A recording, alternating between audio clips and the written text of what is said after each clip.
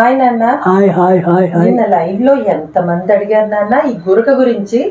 In fact ఒక్కొక్కరి గురక నాకు కూడా ఒకసారి 2 సార్లు ఎక్స్పీరియన్స్ అయింది ట్రైన్లో వెళ్ళేటప్పుడు. నా పక్కనున్న ఒక కో పాసెంజర్ అవతల వాళ్ళు లేపి కూడా అడిగింది, హలో మిస్టర్ ఏంటిది, అటుపక్క తిరిగి పడుకోండి, ఎవరిని పడుకోనివ్వరా అని. అంటే ఏ రేంజ్లో ఉందో ఆ గురక ఆలోచించండి. నిన్న మొన్న పాపం కామెంట్స్లో కూడా వాళ్ళ హస్బెండ్ పాపం ఎప్పుడో ట్రైన్ ఎక్కితేనే మన పరిస్థితి ఇలా ఉంటే మరి నిత్యం ఇలాగ గురకతో బాధపడేవాళ్ళు. వాళ్ళ భార్యలు కావచ్చు, భార్యలు పెడుతుంటే భర్తలు కావచ్చు. ఇది ఎందుకు అసలు వస్తుంది ఇంత గురకన అన్న? వాళ్ళ కాన్షియస్లో ఉంటే ఇలా ఇంత గురక పెట్టరు కదా వాళ్ళకి. అసలు ఏంటి రీజన్ ఏంటి గురకకి? గురక అంటే స్నోరింగ్ అంటే శ్వాస తీసుకోవడంలో ఒక భాగము. శ్వాస అంటే ఎప్నియా.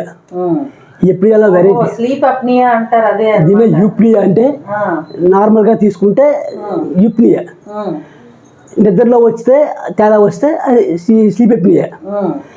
అలాగే ఇందులో hyper ventilation, hypo ventilation, hypoxic ventilation, ఇంకా రకరకాల వెరైటీస్ ఉన్నాయి. ఎందుకంటే ఈ కంట్రోల్ చేసేది రెస్పిరేటరీ సెంటర్ ఒకటి, బ్రెయిన్ నుంచి వచ్చే మెదడులో బ్రెయిన్ స్టెమ్ నుంచి సెంటర్స్ ఒకటి. ఈ సెంటర్స్ యాక్టింగ్ వల్ల మధురు శ్వాస తీసుకున్నప్పుడు నోటి ద్వారా తీసుకోవడం సహజం, ముక్కు ద్వారా. ఈ నాళాలు కొన్ని మధురు యాక్టింగ్ తగ్గి వీక్ అయ్యి కానీ ఆ పాసేజెస్ త్రావుత ఇరుకైంది కానీ ఈ గాలి ఇటుక ఆడదు, ఫ్రీగా రాదు. అది ఎన్నో జబ్బులకు వస్తాయి తర్వాత చెప్దాము. ఇది ఫిజియాలజీ.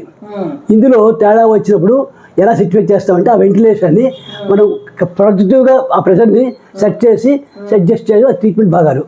కానీ జబ్బులోనే వెరైటీ ఎందుకు వచ్చాయంటే, ఒకటి లావ్ అవ్వడం, obesity, 2 life style, 3 positive life style. అందుకు ఉదాహరణ పల్లెటూళ్ళు అంటే ఏం చేస్తాను వెళ్ళిపోతే వీడు వీక్ మెంటాలిటీగా, వీడు పగలంతా దురాస్తో పోరాడరా, అందుకే వీడికి ఎక్కువ కోరికలు ఎక్కువరా అని కూడా ఎగతా చేస్తుంటారు. వచ్చినప్పుడు అందుకే కోరికలు ఎక్కువ, వాడు స్టేబుల్గా బ్రెయిన్ ఉంటే రావు. ఆ కంట్రోల్ చేయడం వల్ల ఇవి వస్తాయి. ఇది లావ్ అయినా, డయాబెటీస్ వచ్చినా, హైపర్ టెన్షన్ వచ్చినా వస్తుంది. ఎందుకంటే కంట్రోల్ లావ్ వస్తాయి కదా, ఆ కంట్రోల్ తగ్గిపోతాయి. బాడీకి ఎక్సర్సైజ్ కావాలి, ఫిజియాలజీ. అందుకని రెస్పిరేటరీ కూడా ఎక్సర్సైజ్ చేస్తారు. ఈ శ్వాస తీసుకోవడం రకాలు, ఒకటి ఇన్స్పిరేషన్ గాలి తీసుకోవడం, 2 ఎక్స్పిరేషన్ గాలి విడిచిపెట్టడం. దీనికి నిమిషానికి 15 సార్లు చేశారనుకో, ఇది కొన్ని జబ్బుల్లో తగ్గిపోతుంది, తక్కువ జబ్బుల్లో. ఎక్కువ జబ్బుల్లో పెరుగుతుంది కూడా.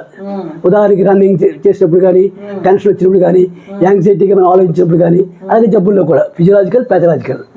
ఈ తేడాలు వచ్చినప్పుడు ప్రజలు అర్థం చేసుకొని కౌన్సిల్ చేసుకున్నా, మనం ట్రైన్ చేసుకుంటే శ్వాసనాళాన్ని, లంగ్స్ని కంట్రోల్ చేసుకోవాలి. ఆ కంట్రోల్ ధ్యాస ఉండదు, చేసుకునే ప్రక్రియ ఉండదు. ఇది లైఫ్ స్టైల్తో కానీ, ఫుడ్ హ్యాబిట్స్తో కానీ, రోజుకి 7 అవర్స్ కంపల్సరీ పడుకోవాలి. అది లేదు. నార్మల్ మన మోడర్న్ లైఫ్ స్టైల్లో ఇప్పుడు పడుకుంటారో తెలియదు, ఇప్పుడు తెలియదు. ఈ జబ్బు రాకుండా ఉండాలంటే కరెక్ట్ స్లీప్ ఉండాలి, కరెక్ట్ టైంకి ఫుడ్ ఉండాలి, వెళ్ళకెళ్ళాలి పడుకోవాలి, బోర్లే పడుకోకూడదు, ఒక సైడే పడుకోవాలి. ఎక్కువ ఉన్నవాళ్ళు మామూలుగా పడుకుంటే వాళ్ళు రాదు. ఈ లైఫ్ స్టైల్ వాళ్ళకి కాన్సన్ట్రేషన్ ఉండదు. నిద్ర ఎప్పుడు పోతారో తెలియదు, ఎప్పుడు వస్తుందో తెలియదు. నిద్రలో కూడా తెలియకుండా ఎక్కువ సౌండ్స్, అరుపులు, తెలియకుండా పలవరింది మాటలు వస్తాయి. పలుకొడుగులు చేస్తారు. Even emotional balance. అందుకే పల్లెటూళ్ళు అంటారు తెలియక ఈ సైకలాజికల్ ప్యారడైస్ అంటారు. వాళ్ళు రకరకాల పలు కొలుగుతుంటారు.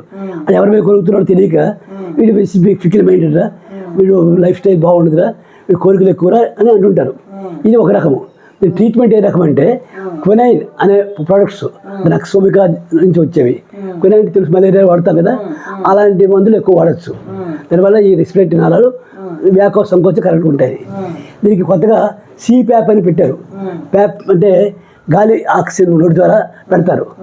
అది ఒక రకమైన ప్రక్రియ కొత్తగా పెట్టారు. ఈ డయాగ్నోస్ చేయడం ఎలాగంటే CPAP తాలూకా టెస్ట్ను